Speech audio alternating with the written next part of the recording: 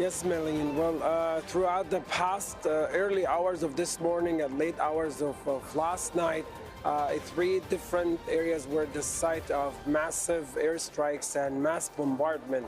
Was starting with the city of Rafah, where a residential home was targeted and destroyed while people were still inside. The attack came with no warning, killing 9 people right at the spot with multiple injuries, and where people are still under the rubble. The number is expected to rise to the central part of Gaza Strip, namely al-Zawaida area.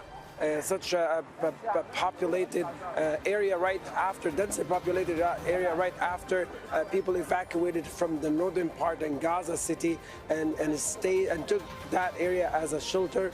An entire family was killed as their home was destroyed completely at the early hours of this morning. We're talking about the grandparents, parents, children and grandchildren, relatives and in-laws in one house. Took it as a shelter, was completely destroyed. 18 people reported killed from that family.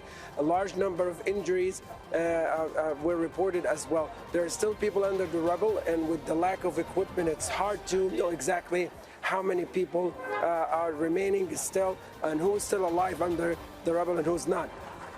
To the eastern side of Gaza City, al-Zaytoun neighborhood, such a densely populated neighborhood similar to Shijaiya.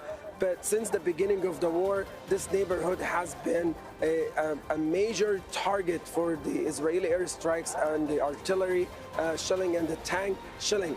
But as of late hours of last night, a group of residential homes were destroyed, leaving 15 people killed right away, and many also of serious injuries were reported in the hospitals. Again, all of these three locations that have been the target of Israeli airstrikes, there are still people under the rubble. Self-defense personnel don't have the equipment, don't have the proper machinery to rescue people who are still there. It takes hours and hours just to get people from under the rubble, which reduces the chance of them getting out alive if they're still alive. Make sure to subscribe to a channel to the latest news from RDZ World News.